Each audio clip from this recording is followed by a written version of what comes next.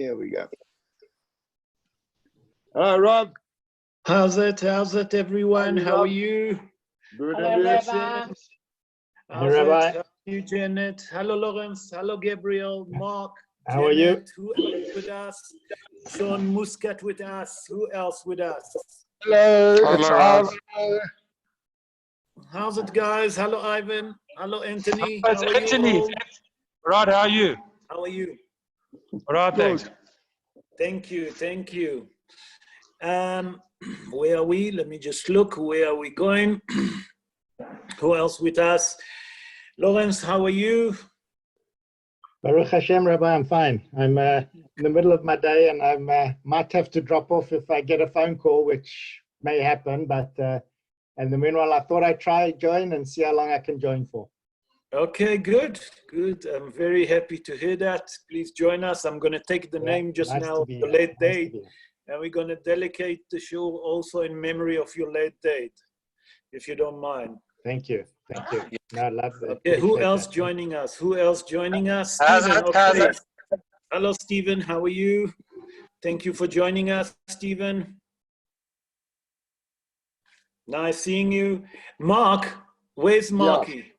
I'm Mark, are you here. there? Mark, you wanted to ask a question, and I think that it's very valid that everyone should hear the question that we spoke earlier. Yeah. Okay, so the question is, what are we going to do for Tisha B'Av, staying at home? We need to have some sort of program that we can follow, because I'm speaking for myself. I don't have a Kinnot book, and I do have, of course, the Chumash, which has got Eicha in it, but that's all I've got. So we need you to just guide us on what to do on the day of Tisha B'Av. Okay, so very good. So what I might gonna do, I'm gonna plan it, I'm not sure yet, that maybe on Tisha B'Av night, we're gonna read Megillat Eicha, okay? And I will prepare some shiurim and what to say, okay? And then during the day, we'll speak about it. Maybe we'll do some explanation to some kinot, if we'll have chance. I'm sure that Yeshiva College will do something, but just in case, we'll prepare something. Also, Mr. Steve asked me to explain beside the kinot. Am I right, Stephen? You asked me a bit about the kinot and to explain which the most important kinot that we should say. Am I right, Stephen? Cheers, bye. Have a good night, eh? Okay, so, okay, guys, I see that almost everyone join us. Oh, yeah, that is right, yes. Yes, hallelujah. Thank you for joining us. Thank you, Rob. I'm going to start the shiur in few seconds. I'm going to mute everyone except Mark. Mark, you're going to unmute yourself because you are our official, what do you call it, reader. So I'm muting everyone, Rabotai. So השיעור יהיה לעילוי נשמת אסתר קדן בת קציה, לעילוי נשמת אסתר בת משה הלוי, מרדכי בן רחמה, and Lawrence, please give me the name. Gershon ben Pradel. Gershon ben Pradel. Correct. Please Thank God, נשמתם תהיה צרורה בצור החיים. May their soul gonna be up in heaven, gonna get aliyat neshama from that learning that we're gonna do tonight. Also, lerfuah. Now I'm doing in the health of Liron ben Sarit, our friend Liron. Lerfuat Menashe Naji ben Farha. Lerfuat Yosef Yona ben Tema Dobra. Reuven Haim ben Alia. וכל שאר חולי ופצועי עמו ישראל בכל מקום שהם. וליאורה בת מרים ודבורה בת אסתר. בעזרת השם נעשה ונצליח, בהשם עלינו ברחמיו ירוויח. I'm starting the show. וידבר משה אל ראשי המטות לבני ישראל. זה הדבר אשר ציווה אדוני.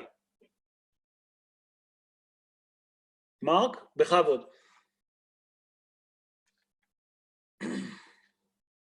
Marky?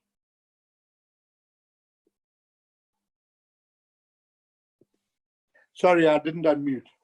Moshe spoke to the heads of the tribes of the children of Israel, saying, "This is the thing that Hashem has commanded." Okay.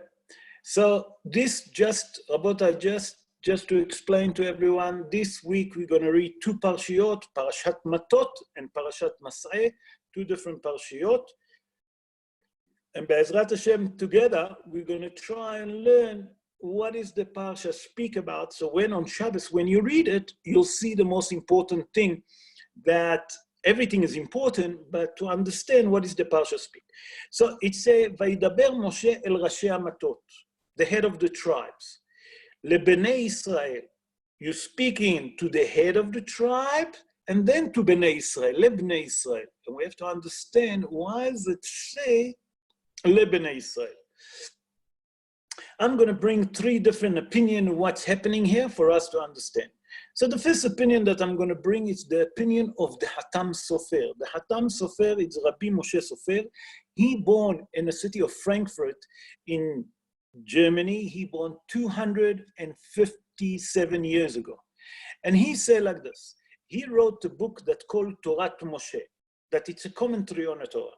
And he said that here Moshe Rabbeinu speaking to the children of Israel regarding about the head of the tribe, Rashi Matot. Why is it? That the Bnei Israel will appreciate their leaders. What does it mean, appreciate their leaders? That whatever the leaders gonna tell them to do, okay, they have to listen to it. Because the head of the tribe, the head of the Jewish people, it's basically like a Kadosh Baruch Hu speaking to them. So say the Hatam Sofer, from here you learn something extraordinary. What do you learn? You learn that the head of the tribe, it was basically like a Kadosh Baruch Hu speak to them, and they speak to Bnei Israel. How does it fit with us today?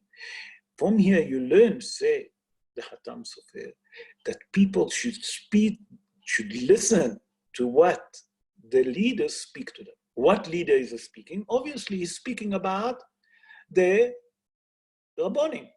That when the Rabbonim speak to someone, you should appreciate your Rabbonim. Why? Say the Hatam Sofer, it's like basically a Kadosh Baruch Hu speak to you directly.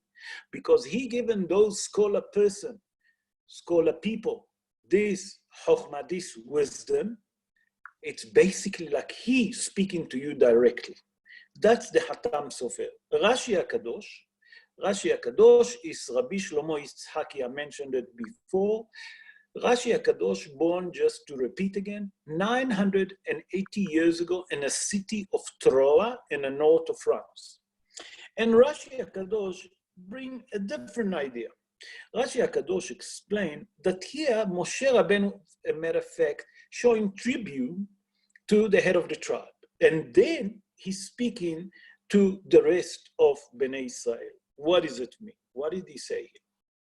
And he explained like this. He said that Moshe Rabbeinu speak first to the head of the tribes. Why? To show a tribute to the head of the tribe, because they are the scholar person, the scholar people. And then he speak to the rest of the people. Now I'm going to bring the third opinion, and you see how I'm going to summarize, Be'ezrat Hashem, all the two opinions that look maybe different, but they're not different. I'm going to bring the opinion of Rabbi Vadiel HaTzarfati. Rabbi Vadiel HaTzarfati, born 475 years ago in the city of Fez in Morocco. And he wrote the famous book, Tzufat Vash. And he said like this, and he asked, a matter of fact, how come that Moshe Rabbeinu speak to each one separately? If you look here, he speak first separately to the head of the Jewish people. Okay? Then he speak to Bnei Israel, to the children of Israel. Come Rabbi Vadiel HaTzarfati and ask, wait, I don't understand. Why don't gather all Bnei Israel, the head of the tribe, the priest, the Levite, okay, and the normal Israelim, and the normal Bnei Israel, and speak to all of them together, one time? Why do you have to speak to each one individually? That's the question of Rabbi Vadiel Tzarfati, and that will help us to understand why did Moshe Rabbeinu spoke separately to each one of the nation. So Rabbi Vadiel Tzarfati explained that at the beginning, Moshe Rabbeinu, in matter of fact, spoke only to Aaron HaKohen, that was Kohen Gadol. Why dafka to the Kohen Gadol?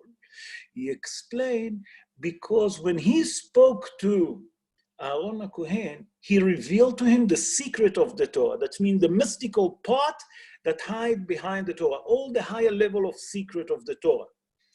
Then he spoke to his kids. Why? Because when he spoke to his kids, it was in a lower level, because they couldn't understand what Aaron can understand.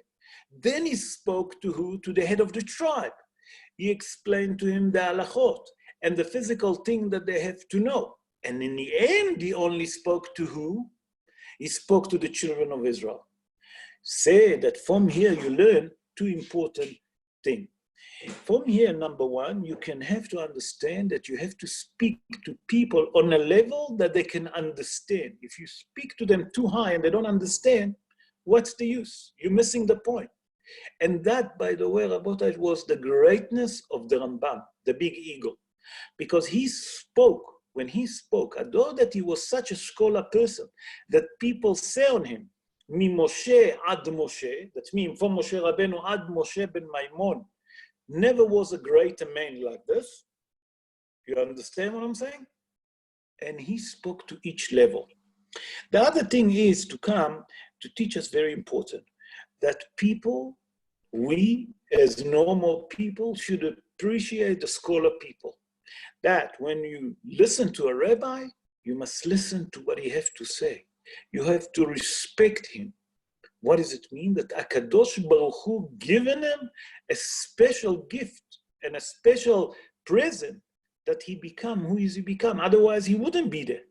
A person become there because HaKadosh Baruch Hu decide that this person deserves to get it. And he have in his ability to pass to you part of Matot. Obviously, if it's a proper rabbi. We're not talking about rabbi that want money. We're talking about proper rabbi. So we're learning from here that number one come to teach us that you have to speak, the rabbi have to speak to each one according to his level. So everyone will understand what you're talking about. And number two, the most important thing, that we as the children of Israel, we have to respect the Gedolim in every generation. That's the message, I think, in that, from what we learn from all the different commentary that we got.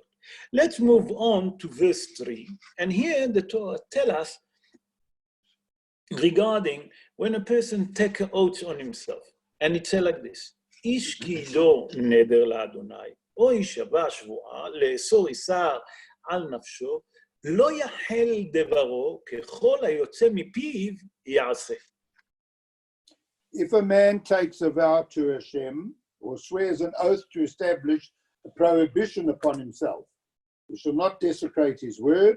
According to whatever comes from his mouth shall he do. Okay. What it means, he should not desecrate what came out of his mouth. That's where we're going to focus. So to understand that, I have to start with the Gemara in Masechet Ketubot in page 77, folio 2. And Hazal tell us a story. I'm going to tell you a story regarding Rabbi Yoshua ben Levy. Rabbi Yoshua ben Levy, the Gemara tell us that the angel of death one day appeared to him and he was talking to him. And he said to him, I want to see how's Gan Eden look. He said, I'll take you there. Imagine a sage speaking to the angel of death. No problem. He said, but wait. You, the angel of death, I can't trust you. And I know that you have a sword. And with your sword, you kill the people. Am I right? He said, He said, one condition, give me your sword, and when we get to Gan Eden, I'll give it to you back. Only after that. Before that, I'm not giving it to you because you can kill me behind. So no problem, take it. Hazal said that they got up to heaven and they get to the wall of Gan Eden, and Rabbi Yeshua ben Levy said, I want to look over. He said, please, be my guest. He looked over and he saw the beautiful thing. He decided, that's it. I'm going to jump over and I'll stay in Gan Eden in my life. And he did. So the angel of death came to HaKadosh Baruch Hu and said, listen, I don't understand. This guy misled me. He told me that I must give him the sword because he was frightened. He said, yes. He said, and now we want to stay there with the full body. By the way, these 10 people, he's one of them that entered Gan Eden with a full body. Hanoch was one of them. What we learned last week about Pinhas is also one of them. But let's go back to our story. Now, he wanted to stay there.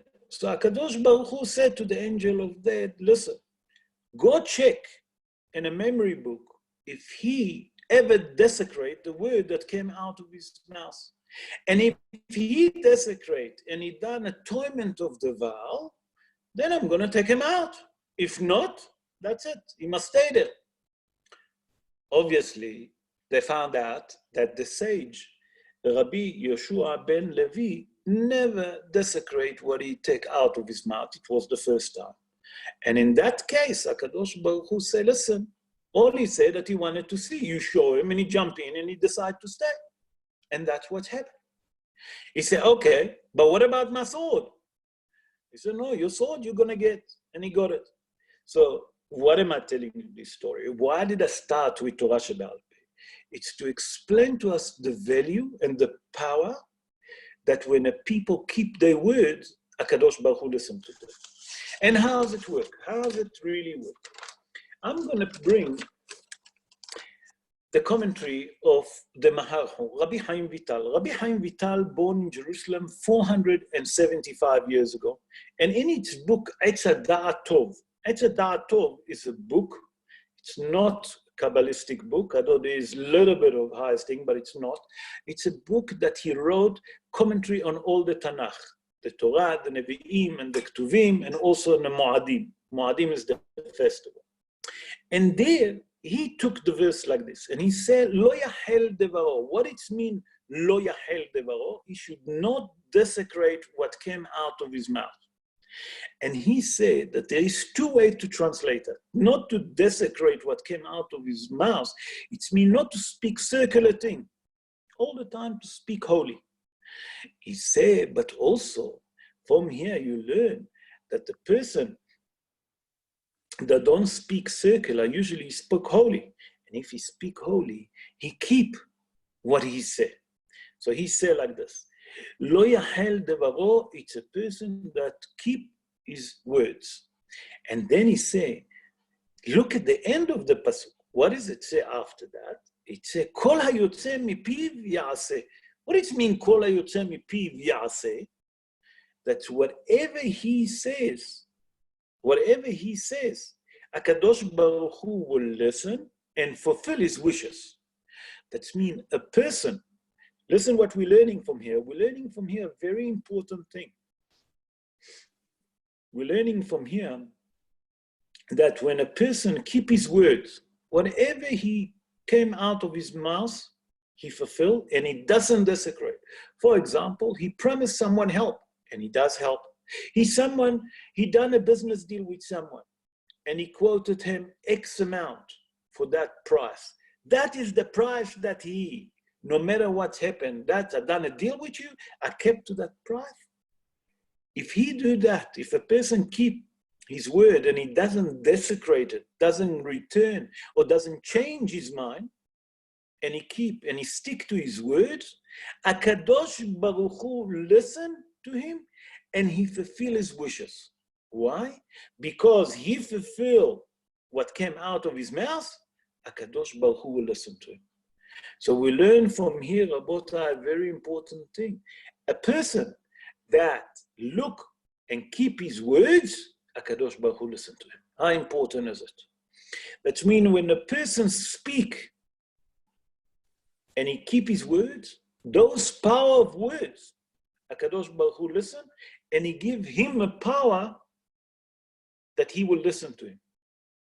How important is what we are saying, what are we saying one to each other, how we speak to each other, and the most important is we're learning from here that we should not desecrate and not go back on what we say. That is the important. And I think that's the message of that pasuk. Let's move on with your permission, because I want to do a half of that and a half of the other one, and the time just running. So I would like to move in chapter 31 to verse 14. And here we see something very interesting. Moshe Rabbeinu actually getting cross, and we see what's happening here. ויקצוף משה על פקודי החיל, שרי האלפים ושרי המאות הבאים מהצבא מצבא המלחמה. Moshe was angry with the commanders of the army, the officers of thousands, the officers of hundreds, who came from the legion of the battle. Here we see that the Torah tells us something very important, that Moshe got cross with the soldiers, got angry with the commanders, with the, the officers, whatever you want to call them. And we have to understand what was the reason that Moshe was cross. So on a pshat of the Dvarim, Moshe Rabbeinu was cross that the officers, the commanders, whoever was in charge, brought the woman to the camp of Israel. When I say the woman, is the Midianite woman, okay? Remember, the Midianite woman. And we have to understand what's happening here. And I saw a commentary of Rabbi Mordechai Kohen. Rabbi Mordechai Kohen lived in the 16th century in Tzfat, and he was a student of Marana Bet Yosef, Rabbi Yosef Karo, Baal HaShulchan Aruch. He wrote the Shulchan Aruch. So Rabbi Mordechai Kohen also wrote a book, Siftei Kohen. In his book, Siftei Kohen, he wrote a commentary on that verse. And he explained like this. And he says that the Moshe Rabbeinu, when he got cross, it was really not necessary. He said that if he was found out, if he have a bit of Chas v'Shalom to speak like this, I really ask for forgiveness before I say those words for Moshe Rabbeinu, that if he would be a little bit patient and he will find out why those officers, those commanders brought the woman to the camp of Israel, he wouldn't get cross. And he explained the main reason that the commanders and the officers brought those women to the camp is to do Kiddush Hashem. That means to sanctify the name of the Almighty. And he said, you know how? He said, by that they brought to the camp, all their purpose, because HaKadosh Baruch Hu commanded them that to kill every woman that know a physical relationship. What does it mean? They say, we're going to show the nation how many women they have. That means how many men we killed. That means by that they wanted to bring the women and to kill them in Israel, in the tent of Israel, so all of the Jewish people will see the miracle that 12,000 Jews that gone to the war win such a great big nation. Not only that they killed them, they overcome them when none of them die. That means none of the 12,000 soldiers that gone to the war die. By that they wanted to do Kiddush Hashem. And Hazal explained that the 32,000, if you do just a calculation, 32,000 little girls below the age of 3 was there. So you can work it out how many of them was the adult that deserved to be killed, and how many male. So from here you learn a very important thing, say the Rabbi Mordechai Cohen.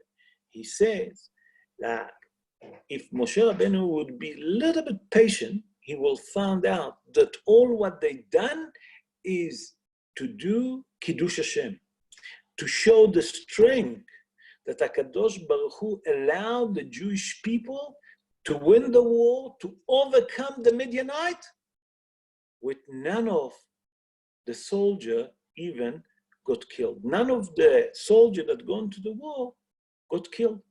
So you learn from here how important is it. What do you learn from here? Say that you learn that the person should be patient. From here we're learning that each one of us, sometimes we don't understand. A person tried to tell you something. Just be a bit more patient. Give him a chance to say what he have to say. I'm speaking for myself. I can't speak to you. You all have patience.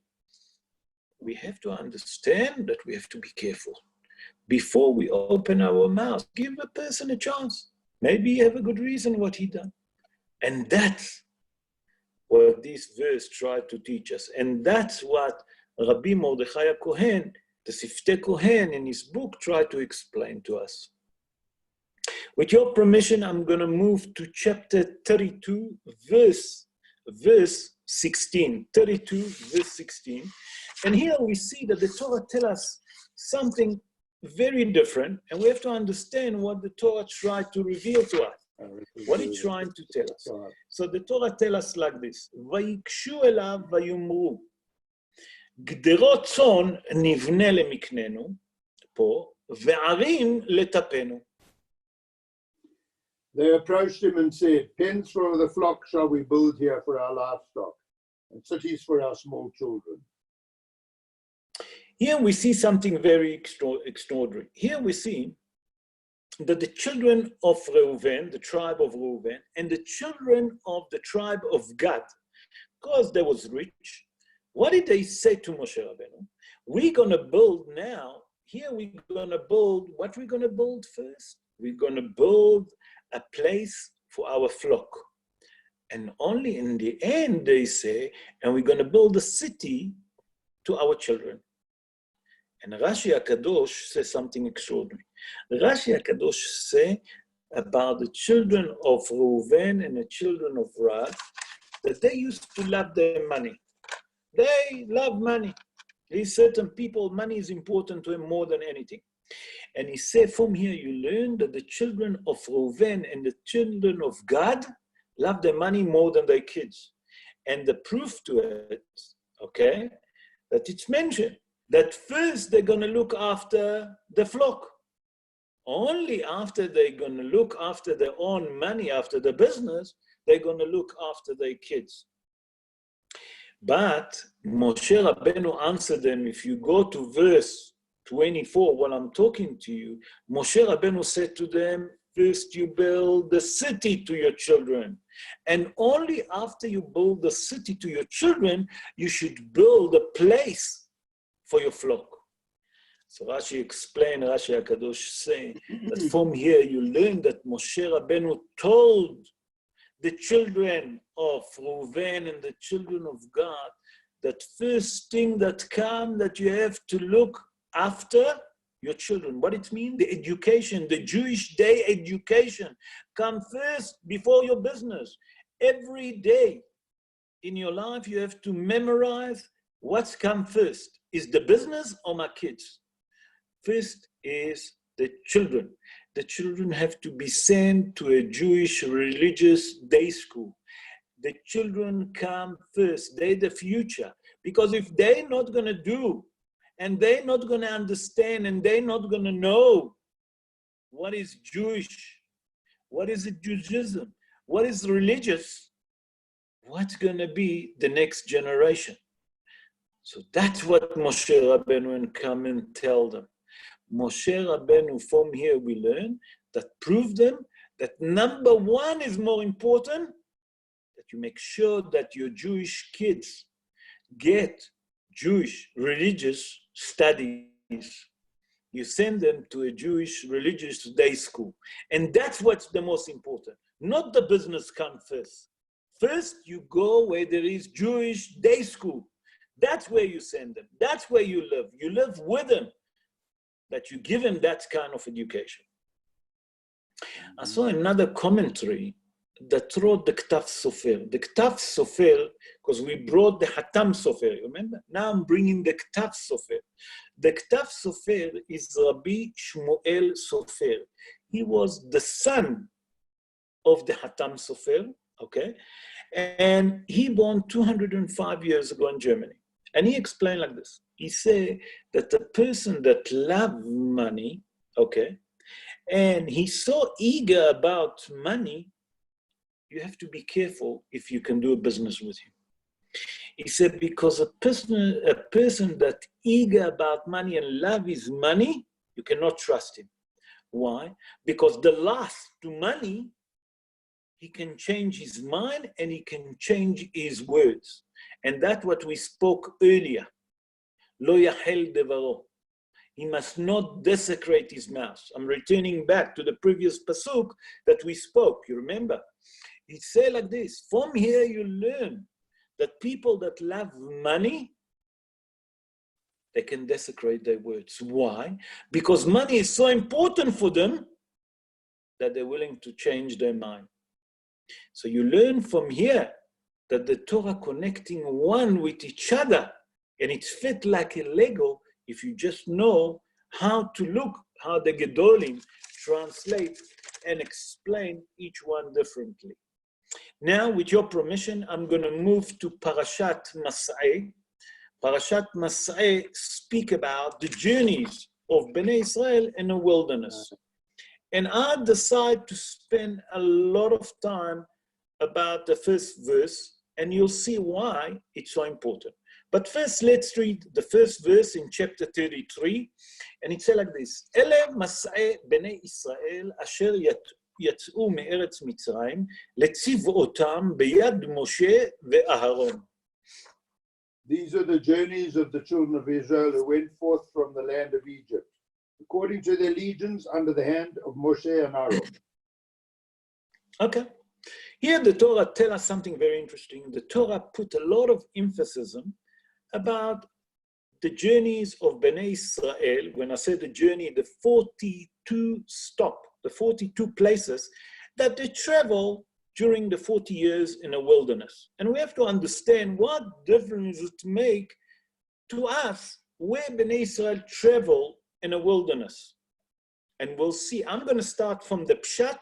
I'm going to move slowly, and I'm going to bring what our Kabbalistic rabbi, the mystical rabbi, explained the secret behind each one of those journeys. So I'm going to start again with Rashi HaKadosh. And Rashi will say like this. Rashi HaKadosh explained that he said that the main reason that the Torah put the emphasis on to tell us about those 42 journeys in the wilderness, it's to teach us about the mercy and the compassion that HaKadosh Baruch Hu have with the children of Israel while there was 40 years in the wilderness. What does it mean? When you go to a wilderness, what there is in a wilderness? Nothing. Snakes, scorpion, wild animals. HaKadosh Baruch Hu, number one, provide them food. Number two, provide them water. Number three, provide them the cloud of glory. And we not understand what is the cloud of glory. Cloud of glory mean that people that born in the wilderness didn't need shoes. That means that usually when you wake barefoot, you get cut on your feet. And you know, when you have those cuts, it's sore. None of them needed. They needed to have shower. They used to go inside the cloud of glory. It's cold, it's hot. We know how cold is it now in Africa. We see in the southern hemisphere. At night, it's very, very cold. We get to minus. Although our friend Lawrence now in the northern hemisphere, and he enjoying the summer. So we can understand that in summer you need the air condition, but in winter you need to get warm. Bnei Israel in the wilderness never needed it because they have the cloud of glory. They needed to have shower, they have shower. Everything, the clothes that they got out with them after 40 years, where they're going to get clothes? There's no factories to get clothes. Those clothes grown with them. Those children that born in the wilderness, HaKadosh Baruch Hu make miracle and compassion that they gonna have clothes. They don't need to go to China to buy. They don't need to go to Woolies or to go to Edgar's or to go to any other shop. No, it's grown up. It's made by HaKadosh Baruch Hu. Not only that, people get sick. People have children. They have to nurse. They didn't need a doctor.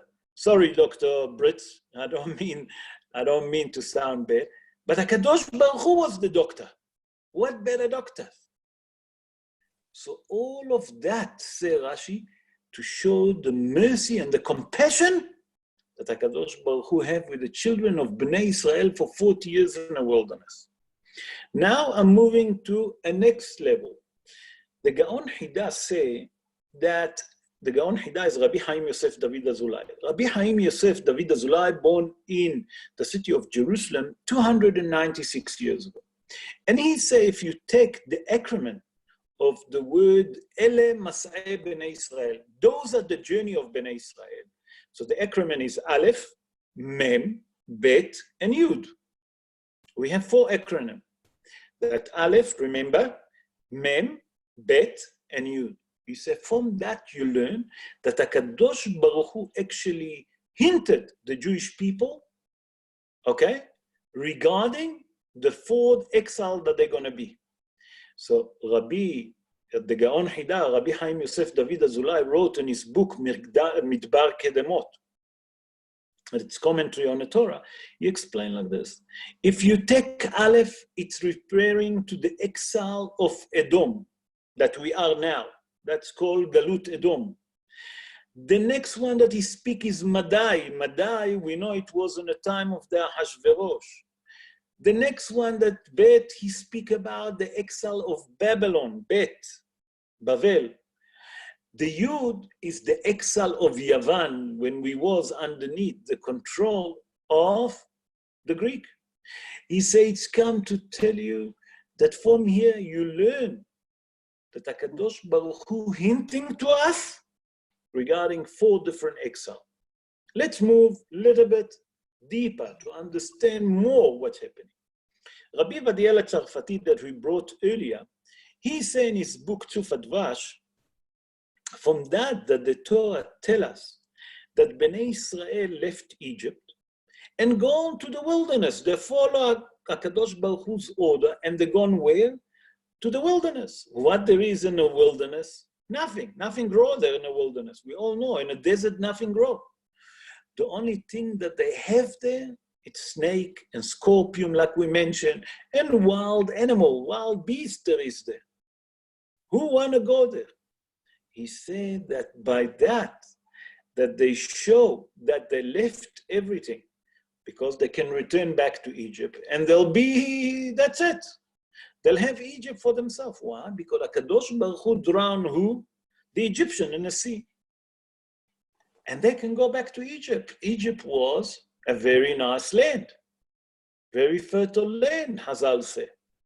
But they know. They left everything and they followed the command of HaKadosh Baruch Hu to go to the wilderness. Why? To receive the Holy Torah. By that they've gone to the wilderness and follow the command of HaKadosh Baruch Hu, it shows why the Torah tells us the 42 journeys.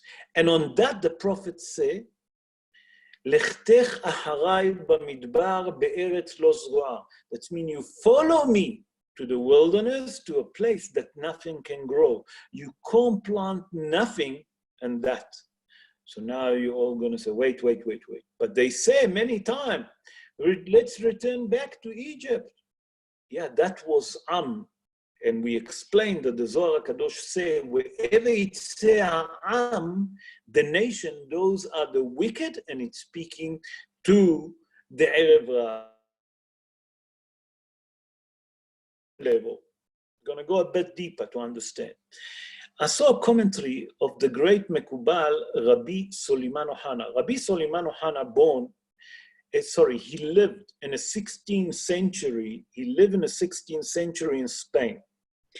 And he explained it in a higher level. Please focus with me. If you don't understand, I'm going to try to explain. If not, just put a mark and I'll try to explain more.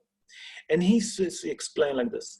The main reason that Bnei Israel have to go to the wilderness and to go through those 42 journeys, we'll explain them now, because that the main strength of the evil forces, where are they? They are in a wilderness, Bamidbar. And Hazal tell us, where is the evil forces stay? Hazal tell us in the Gemara, they are the forces Bamidbariot in a desert. And he said that the main reason for it, that Bnei Israel have to go through those 42 journeys, is to weaken and to cancel as much as they can the strength of the evil forces, that the next generation will come after them, okay, is not have such a hard work. That's mean, the Kabbalistic Rabbi, Rabbi Suleiman Ohana, explained that the main job was to weaken the strength and to cancel as much as they can from the evil forces, that mean the Yetzer Hara, that Bnei Israel, the latest generation, don't have to fight against that. Now, there is a remedy that the Mekubalim wrote. Listen what the Mekubalim wrote. The Mekubalim wrote that a person that trained those 42 journeys, and I'll explain now, those 42 journeys, if you read them on Shabbos, non-stop, that means without a stop between, don't stop for talking, don't stop for nothing. Okay, the same thing we do, by the way, in Erev Pesach, just before Eve of Pesach, okay, and you read it, there is a remedy for security, that we all need guardians, okay, to protect us. And which verses I'm talking? I'm talking about the verses from verse 2. If you look, it says in verse 2, Vayiktov Moshe et motzaam lemasayim, until verse 50. So when you read it on Shabbos, until verse 50, that means 49 include until 50. If you read it with non-stop, that's a remedy, okay, and an emelant for protection. That's the secret of the Mekubalim. The Targum Yonatan ben Oziel, explained that if you look, these 42 journeys, and I'll explain now why Dafka 242 journeys you'll see now. And Mark, listen to it carefully, because you mentioned last week something that someone tell you to say about Ana Bekoach. That's the tefillah of Rabbi Nehemiah ben Akashia. I'll explain it now. The Targum Yonatan explained that each one of those 42 journeys, okay, there is a great secret in it. That's me. I saw a commentary in order to understand that the holy name of HaKadosh Baruch Hu, and each one of those names that mention, for example, like it say at the beginning, it say like this. Look what it says. Vayis'u Ramses, okay? And then they go on to another place, okay? And every time he mentioned different name, okay? Each one of those places that mention from the 42 journeys, we're learning that they can bring the holy name of HaKadosh Baruch Hu with 72 letters. Don't ask me anymore because I don't understand. I saw another commentary that bring the Ben Ish Hai, Rabbi Yosef Haim. Rabbi Yosef Haim, I mentioned him a few times. He born in the city of Baghdad in Iraq 186 years ago. And he says something very extraordinary. He said you can learn from those journeys to what's happened to us sometimes. Sometimes a person travel and suddenly he find in a place that he didn't even plan to be there. He said a person shouldn't get upset and cross. He got there because HaKadosh Baruch Hu put you there. You know why he put you there? Listen what Rabbi Yosef Haim say. He put you there because you have to collect holiness. On that place there is holiness, and you have to collect the holiness and not to get upset. And he said in that case, if you go to a place that you didn't even plan to be there, and you're there, said the tefillah of Rabbi Nehonia ben Akana. Rabbi Nehonia ben Akana wrote, what did he wrote us? Ana bekoach. That's tefillah. Ana bekoach, if you look at that tefillah, there is 42 words. 42 words that against the 42 journeys that Bnei Israel done in the wilderness. By that you're saying that tefillah of Ana bekoach, the 42, somehow, I don't know how, but they explain, that you managed to collect all the holiness that was in that place, and you collect it. So you say, what do I have to collect? Yes, by that you're collecting, you bring it quicker the time the Mashiach will come. What does it mean? When Adam HaRishon sinned, he traveled all over the world, because all the world was him and Cain, after Hevel being killed, and his other kids that born. Wherever he gone, he left Kedusha. The Kabbalistic rabbi explained, wherever you see a shul in the world, he was there. That means spark of his holiness, he left on that place. Our job is to collect all of that holiness. By the time that we finish to collect all of that holiness, the Mashiach will come. What does it mean? If you look, there is certain places in a shtetl in Europe that was great tzaddikim. Today there is no more. Where is that shtetl? Disappeared, garnished. The same in the Middle East. Was a great community in Iraq, great community in Iran, great community all over the world, in Spain. Where are they? They disappear, they wipe off. In Morocco, in Algeria, in Tunisia. Where are they? They disappear. Why? Because we collected all the holiness from that place. That place, all of these holiness have to go to Eretz Israel, and it's penetrate of the neshama of a human being. We collected that spark. That means that the evil forces can't get any more energy from it in our language.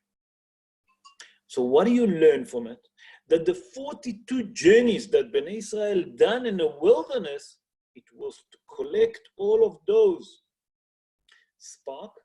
Okay. By the way, also to weaken the strength of the evil forces, that it will be easier for us today, our generation, to continue to fight the evil forces and the Yetzer Hara, the evil inclination. So now we can understand on tip of the ice, really on the tip of the ice, a little bit about why the Torah put a lot of emphasis on and tell us the 42 places that Bnei Israel traveled while there was 40 years in a wilderness. I hope that I explained myself. I tried to make it very simple, not to go deep.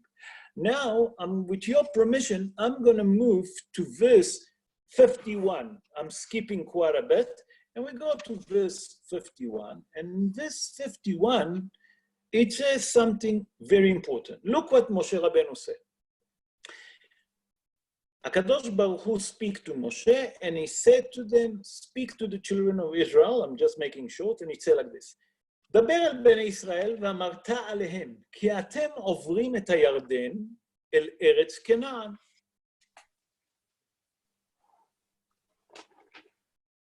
Mark 51. Yeah, speak to the children of Israel and say to them, when you cross the Jordan to the land of Canaan. Okay. Why? Bnei Israel doesn't know that they're going to Eretz Canaan. What is it? What is so? Why did Moshe have to tell Bnei Israel that they're going to the land of Canaan? They're going to cross the Jordan and then they're going to enter Eretz Canaan. They know it. What's the great Hidush here? So I saw a commentary that Moshe Rabbeinu, number one, have to prepare them. Okay, have to prepare the Jewish people to be ready to enter to the land of Eretz Israel. Canaan, it's Eretz Israel.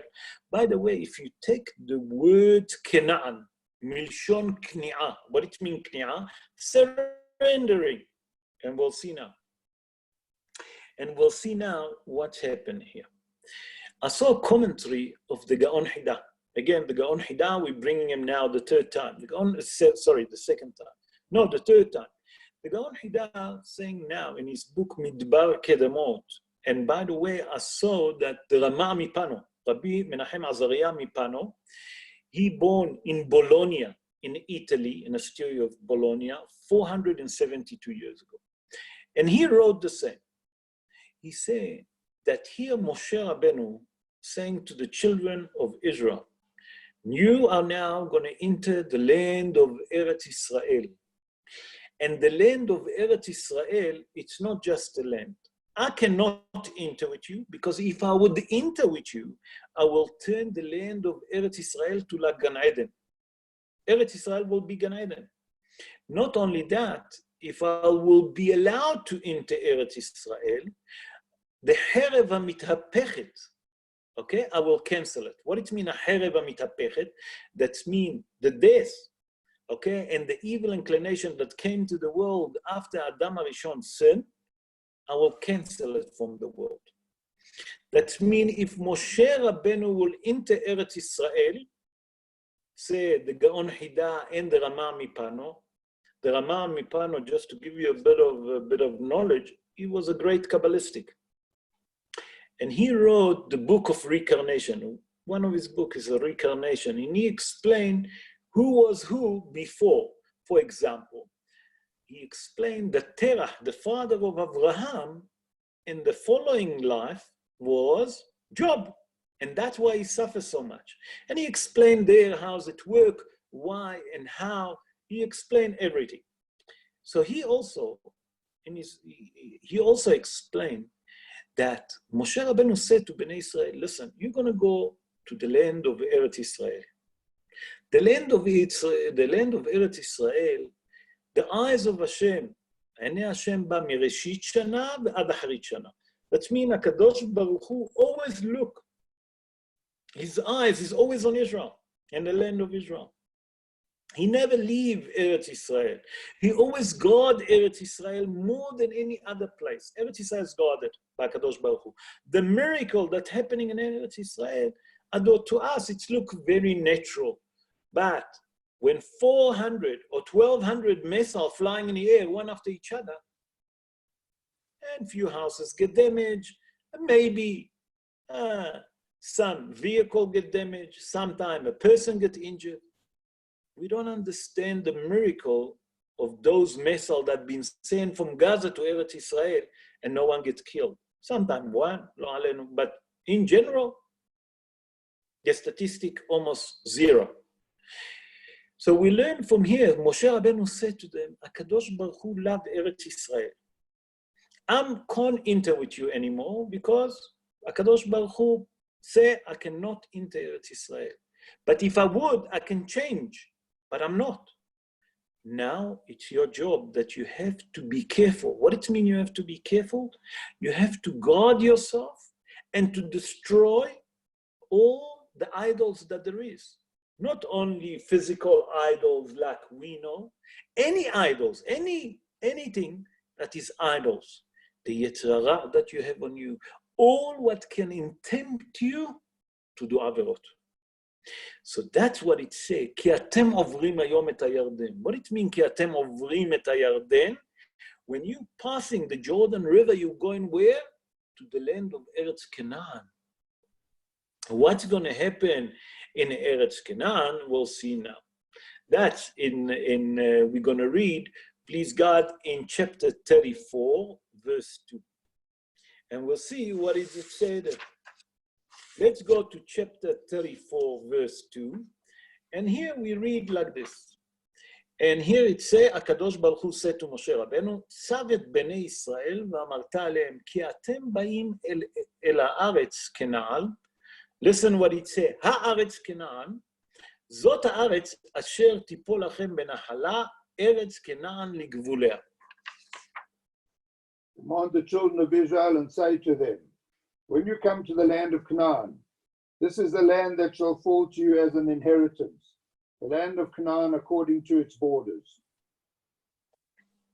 Okay, if you look in English, it's not exactly the right translation like in Hebrew. And that's why I stop and I say, Haaretz Canaan. If you look, Atem ba'im el haaretz. Haaretz is the land. And then he say Canaan. Why? Why it say Haaretz Canaan? It should say Eretz Canaan, the land of Canaan. No, it doesn't say that. In the Torah, it doesn't say that.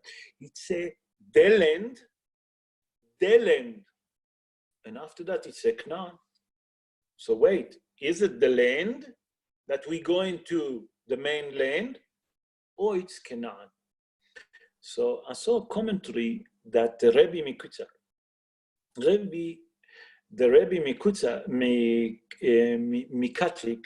was Rabbi Mikatlik was Rabbi Shmuel Mikatlik Shali. He born 125 years ago, yes, 125 years ago in Jerba. Jerba is an island in Tunisia.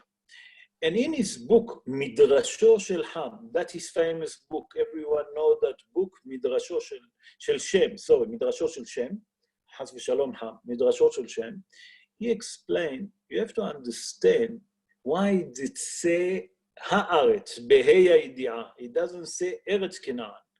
When you're coming to the land, Canaan. No, it should say, when you go into the land of Canaan. He said like this. He explained that the grammar, the Heya Yidi'ah, you call it in English grammar. He said, why did they add up the grammar? Haaretz. It's to tell you, first of all, you have to understand Canaan, the word Canaan, we explain that it means surrendering. It means the letters Hey come to tell you, when you're gonna go to Eretz Israel, you must know one thing, that those people that settle in Eretz Israel, the Canaanites, they're actually gonna surrender to you. They're not gonna come and start war against you, like happened with Og Melech HaBashan and the Amorite. No, they're not going to fight with you. They don't need a fight. They just see you. They're going to have the fear of heaven, the fear of HaKadosh Baruch Hu. HaKadosh Baruch Hu going to put the fear in their heart that they're going to leave to you and they're going to enter Eretz Israel. So the grammar that say, Hey Yedi'ah, it's come to tell you that HaKadosh Baruch Hu, he's the one that's going to put the fear in the Canaanite that they're not going to fight with you, they're going to surrender and leave the country. Rabotai, what does it mean? That if we put our trust in HaKadosh Baruch Hu, we have to do Ishtadlat Mit. We have to have an army. Moshe Rabbeinu here, he have an army, he send people to the army. But for every soldier that gone to the war, Moshe Rabbeinu put a soldier in a yeshiva to study Torah. And if we do that, we're not going to have any casualty. Yes, we need to have an army. But HaKadosh Baruch Hu can change and put the fear in the heart of our enemy that they're not going to fight with us. Just for you to understand a little bit, I don't know if you know, in the north of Israel, we have a land that's called Lebanon, a country that's called Lebanon. Country of Lebanon is basically bankrupt at the moment. The Hezbollah is part of a terrorist group that's been supported by the Iranian. They have over close to 200 missiles pointing to Israel. What's stopping them from opening fire? HaKadosh Baruch Hu. Put the fear on them not to open fire. Do you understand what is it? 200,000 missiles in one shot, they can shoot it. With the technology that it's quite sophisticated, that's been supported by Iran and supported by Russia. Don't underestimate the Russia. That means that if HaKadosh Baruch Hu wouldn't fear put the fear in their heart, what they would do to us. The north, the south, who knows from where? But if we just lift up our eyes to HaKadosh Baruch Hu and say, HaKadosh Baruch Hu, you're the one. En od had milevado, there's no one except you. And not to try to say, no, I have the F-16, I have the F-15, I have the new one, the F-32, and all of these ideas that we have in our mind, and I have this tank, and I have that machine gun. Yes, you need it. I'm not saying not. Moshe Rabbeinu have an army. But the first thing that we have to have in our mind, in our heart, HaKadosh Baruch Hu, he's the one that fights, not us. When I was in the army, I was belonged to the intelligence. After 6 months in the army, I moved from a combat unit to the intelligence. And in the intelligence, you learn it's not more anymore army. It's a lot of studying. And I remember one of the big thing, they brought all different officers from all over the world. I wasn't in that meeting, I wasn't there, but I remember that I heard it. And one of the soldiers and sit there and they was talking and they're debating about war. They're speaking about war and everyone was lecturing. And one of the people, I think that he was a journalist. I'm not sure, don't hold me into it because I don't remember exactly because I wasn't in that, I heard it, that's later on.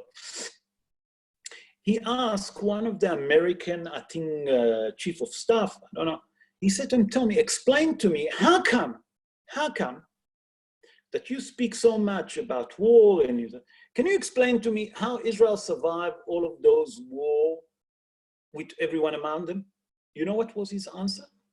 Israel is a miracle by himself. I can't answer you.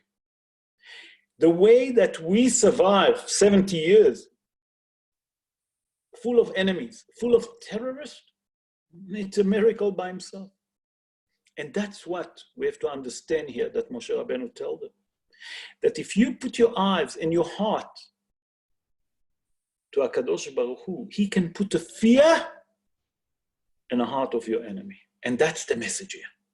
Not kohi ve'otzem yadi, not my strength that brought me that victory. We can't rely on it. When we say that, we saw how much we fail.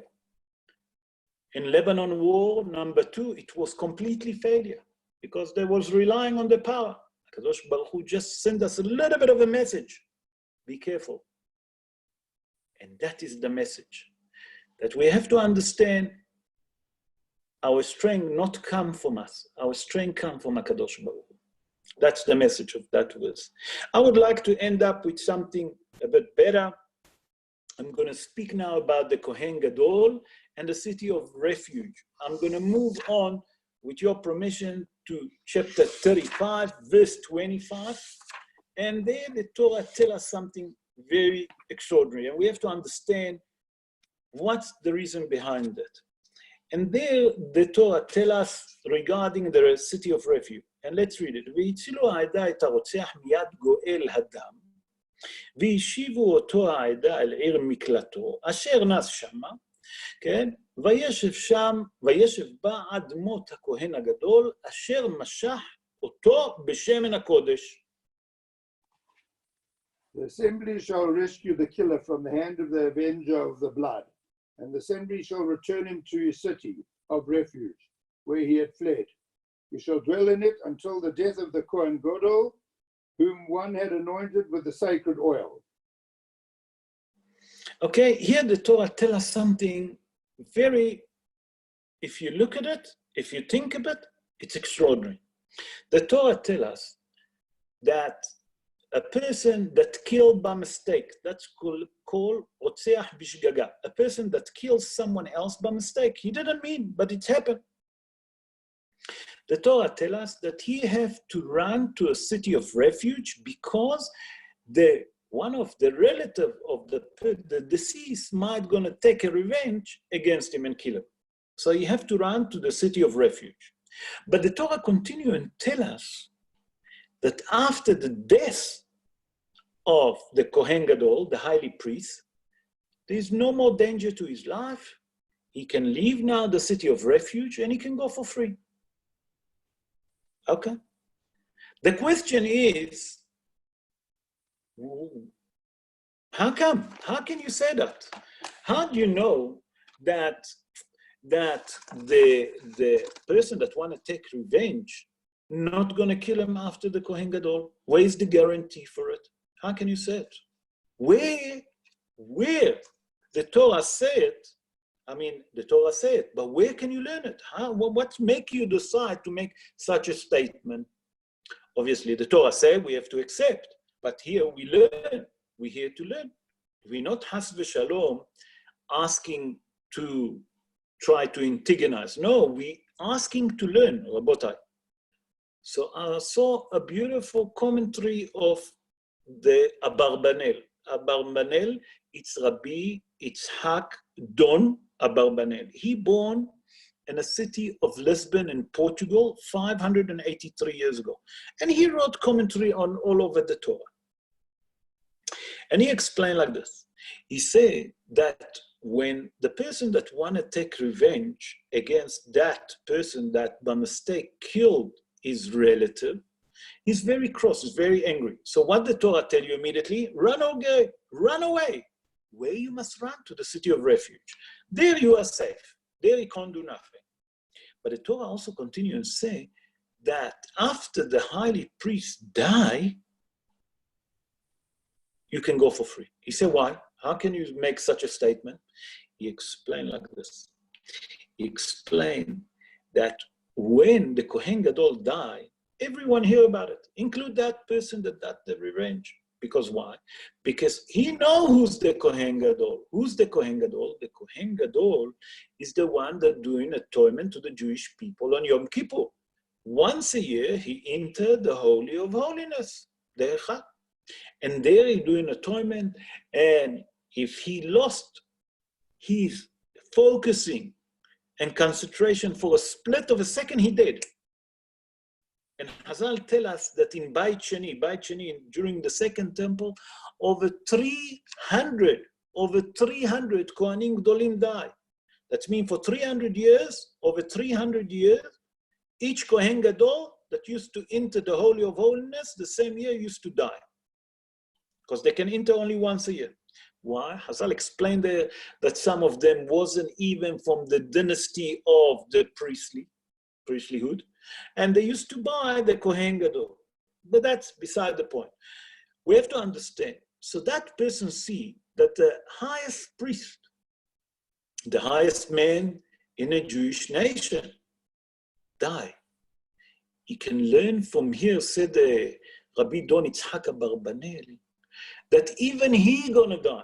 So he get comfort about his relative that die, and that will help him that his anger gonna get wiped off, basically disappear, that he doesn't have this energy and that anger to take a revenge. Rabotai, Hazal say something extraordinary, that the mother of the Kohen Gadol used to make sure that they bring food to those in a city of refuge. And the Gemara say, how come? The Gemara say that those people that sitting in a city of refuge, they're waiting for the Kohen Gadol to die. Why? Because after that they can go for free. So the mother of the Kohen Gadol used to cook special meal and used to give them special food, that they're not going to pray that the Kohen Gadol will die. Why? Because they're having a good life. What is the good life? That they have meals ready for them. They're walking free. It's not like a jail. It's a city of refuge. So the reason, Hazal say, that the mother used to cook and used to bring food to those that ran to the city of refuge, that they're not going to pray to HaKadosh Baruch Hu and wish that her son will die.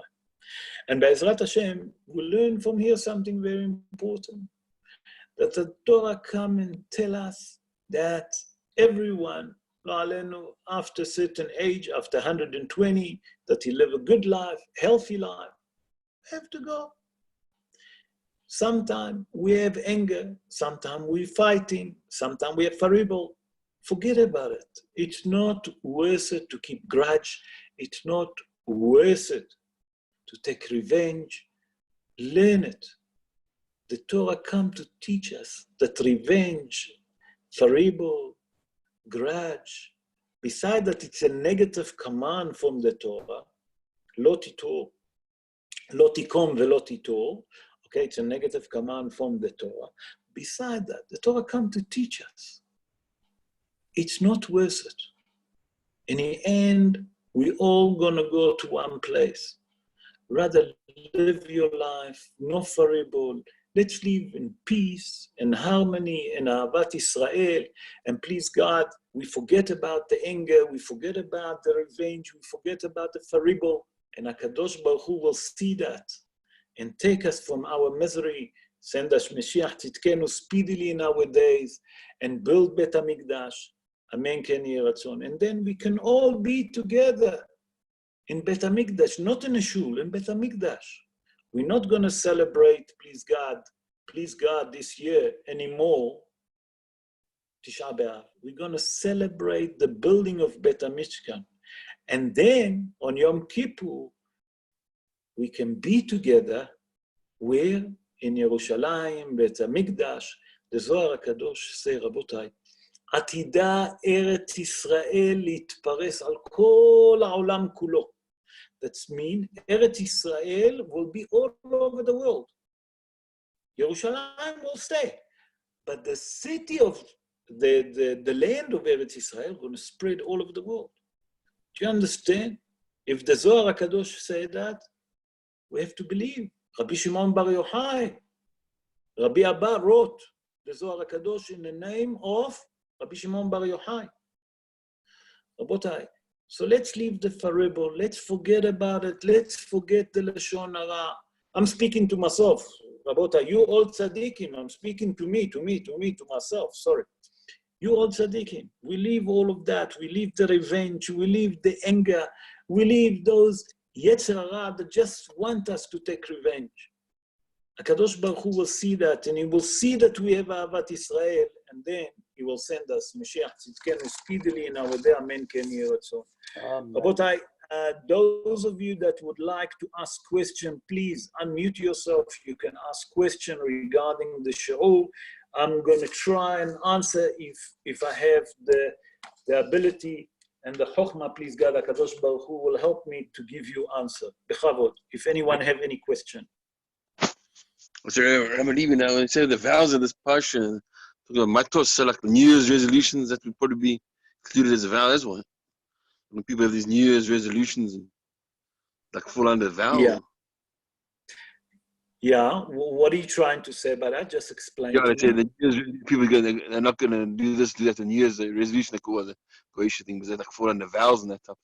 Like we talk about the parsha of vows. Yeah, so we explain that the idea is that a person that have to understand that if he learns someone took on himself a vow. I'll tell you a story that happened to me 2 days ago.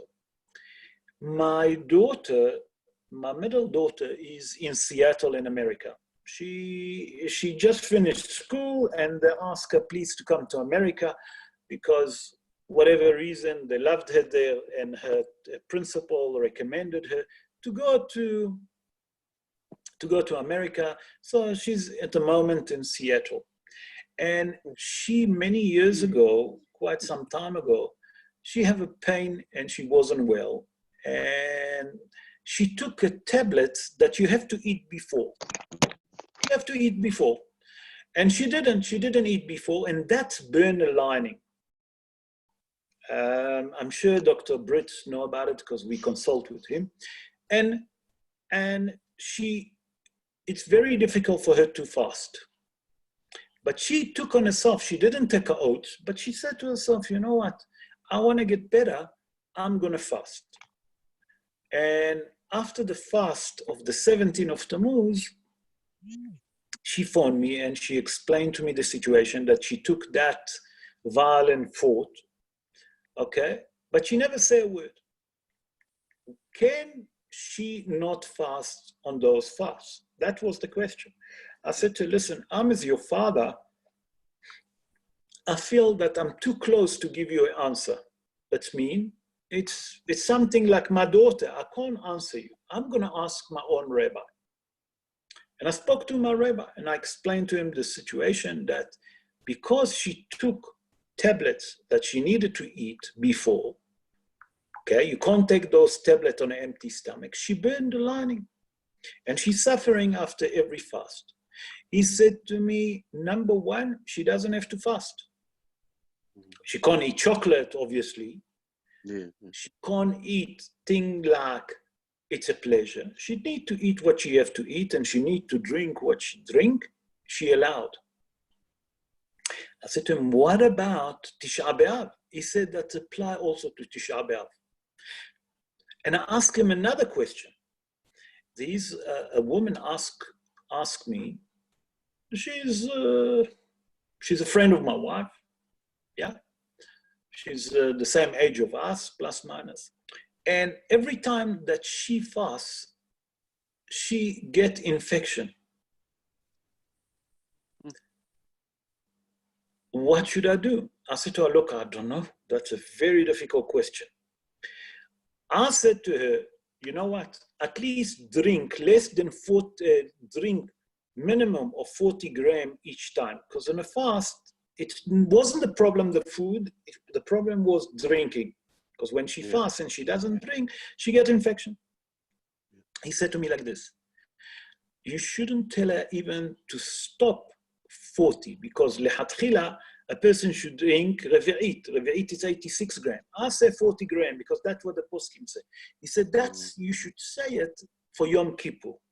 He said, he told me to tell her, I told my wife to tell her, that even on Tisha B'Av, she doesn't have to fast. She must drink normally. And if she needs to eat, she must eat. And that rabbi, I want to tell you, is a More Tzedek. What does it mean, More Tzedek? He's paskin in a city of Modi'in. He's one of the rabbonim there that can paskin in a city. It's not just a rabbi, he's a rabbi that paskin. And he have a motz, the More Tzedek. He said to me, today we try to make as much easier for those people. This generation is very weak. Why am I saying it, Stephen? Yes. It's to explain to us that sometimes we have to be careful what are we saying of our mouths. Sometimes we're so excited, we take on ourselves certain things we don't do.